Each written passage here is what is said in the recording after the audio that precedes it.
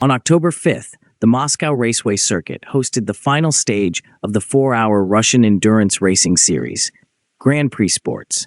The final marathon involved 29 teams and approximately 100 pilots. The 2024 series had 150 racing drivers and more than 60 crews. The much-anticipated debut of the Russian Rossa LM GT sports car in the season's last race drew special attention. Roman Rusinov, the head of the G-Drive Rossa Racing squad number 26, set the fastest qualifying time in the GT Pro class, but he had to start from the pit lane owing to suspension issues. Even though the car constantly drove into the pits for technical repairs, Roman Rusinov and his partner, Vadim Meshcheryakov, completed the race, collecting vital data for further fine-tuning the new car and preparation for the next season.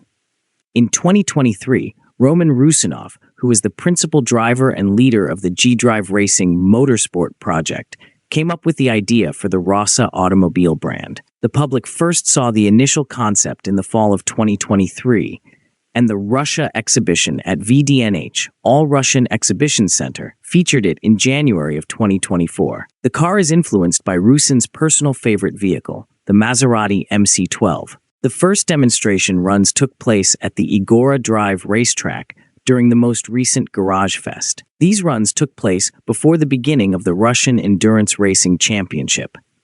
Russia has been testing the Rossa LM GT race car since the middle of 2023. The vehicle is a supercar, featuring a mid-engine configuration, rear-wheel drive, and a carbon fiber monocoque that unites all its components, including 315 carbon elements.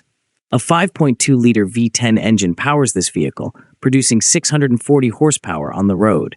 Rossa LM GT weighs 1,200 kilograms, and the fuel tank has a capacity of 80 liters. The two-seater cabin now features a central touchscreen, a racing steering wheel with a built-in screen, a series of buttons with motorsport motifs, and saddle leather upholstery that covers some carbon fiber sections. Concept Rossa LM GT provides a glimpse into the future with its GT2 and GT3 racing car variations. The GT2 will be succeeded by a GT3 supercar with limited serial production that is appropriate for road use. There are several key differences between the road concept car and the race version, including brakes that are more efficient, a new suspension design, and a gearbox that shifts sequentially. The road model is expected to arrive after 2026. The Rossa LM GT race car is a lot like cars in the GT2 class, which is a fairly new group in sports car racing. With 640 horsepower from its 5.2-liter V10 engine, the Rossa LM GT race car is a lot like cars in the GT2 class, which is a fairly new group in sports car racing. With 640 horsepower from its 5.2-liter V10 engine, the Rossa LM GT is about on par with other GT2 class cars, which usually make between 600 and 700 horsepower. At 1,200 kilograms, the Rossa LM GT's weight is right in the middle of the weight range for GT2 class cars, which is usually between 1,100 and 1,300 kilograms. In terms of power-to-weight ratio, this puts the Russian car in the same speed range. The Rossa LM GT has rear-wheel drive, which is normal for GT2 class cars. This makes it even more in line with the standards for this class. Like GT2 cars, the Rossa LM GT looks like it was built on a supercar design that was modified for racing, which is a key part of the GT2 class idea. Technical traits found in the Rossa LM GT, like the carbon fiber monocoque, race-specific brakes, and sequential gearbox, are also found in GT2 class cars. There are, however, some possible changes to think about. There are specific rules for aerodynamics and other technical features in the GT2 class. Without more information, it's not clear if the Rossa LM GT fully follows these rules. People also say that the Rossa LM GT is in a 4-hour race, but GT2 class cars are usually used in sprint races or shorter endurance events. The longer race format could mean that the Rossa LM GT is made for longer endurance races than most GT2 cars.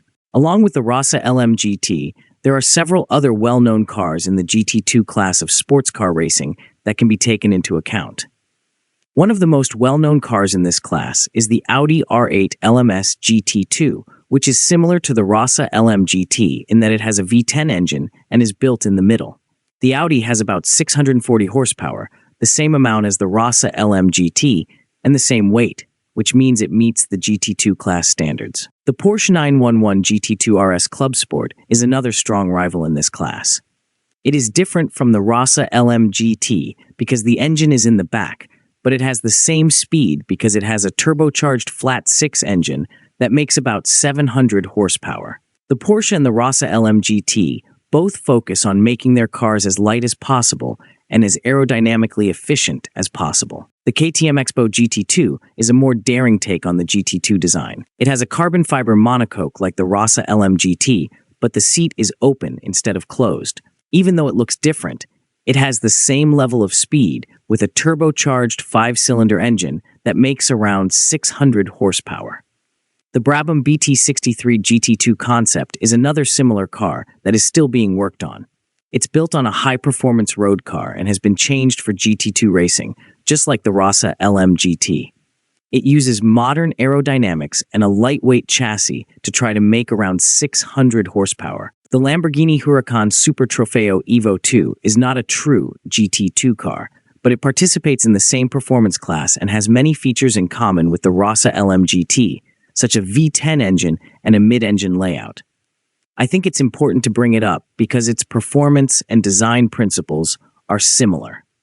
Each of these cars is at the cutting edge of GT2 class racing, with its own unique way of meeting the category's speed goals while still following the rules. With its features, the Rossa LM GT seems to be setting itself up to be a competitive car in this high-performance race class.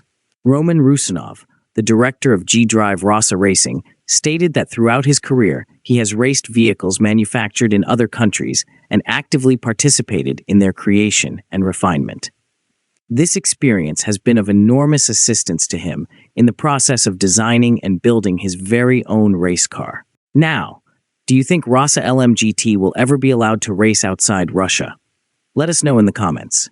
Please like and share the videos and subscribe to the channel.